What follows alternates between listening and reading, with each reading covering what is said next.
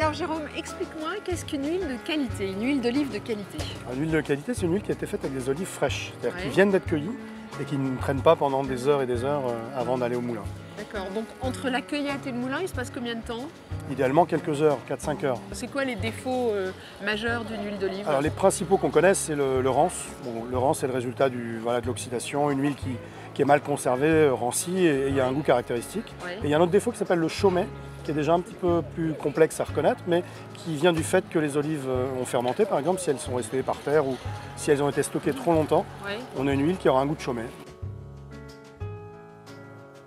On va prendre ces aubergines, là, elles sont superbes. Ouais. La qualité d'une huile d'olive, c'est pas qu'une affaire de caractère physico-chimique, c'est aussi une affaire de goût. Et on peut dire qu'une huile d'olive est bonne si on l'apprécie. Oui, alors toi par exemple, c'est quoi tes goûts en matière d'huile d'olive? Moi j'aime bien le fruité vert intense. Ouais. Après ça dépend aussi des préparations. Il y a certaines préparations pour lesquelles je préférerais un fruité noir. Et tu fais goûter dans tes magasins, oui, dans bien tes sûr. boutiques? Ah, oui. La Les clé gens c'est la dégustation. Ouais. Il faut que quelqu'un qui parte avec une huile d'olive l'ait goûté.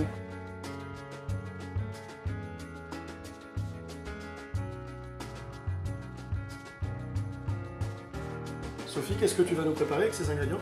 C'est déjà les petites aubergines qu'on a trouvées au marché. On va faire des aubergines à la parmigiane et j'ai besoin de les faire cuire dans de l'huile, donc j'ai besoin de tes conseils. Laquelle j'utilise? On va prendre celle-là, l'huile d'olive de Nice. Alors déjà, c'est parce que c'est l'huile de la région, j'y suis attaché.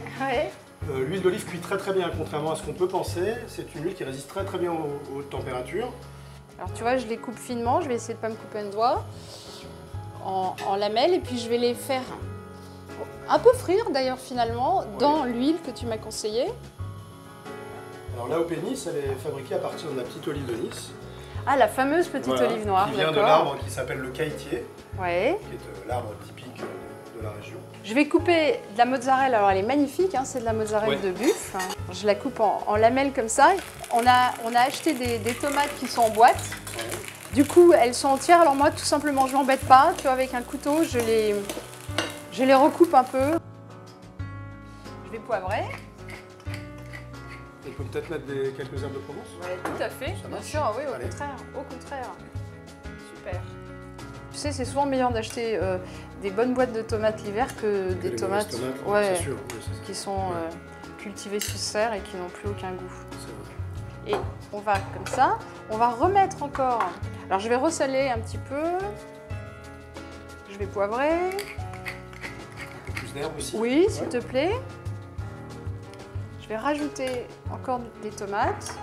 Et puis on va mettre encore de la mozzarella et on va l'enfourner. Ce gratin, tu sais, cuit comme ça, c'est super fondant. Alors tu vois, là je ne vais pas le mettre en tranches, je vais le couper comme ça grossièrement. Et on va mettre aussi un peu de parmesan puisque on va rester du côté italien. On va gratiner. Voilà, et ça va gratiner.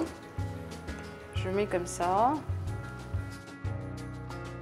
Écoute, je vais enfourner pour une quinzaine de minutes.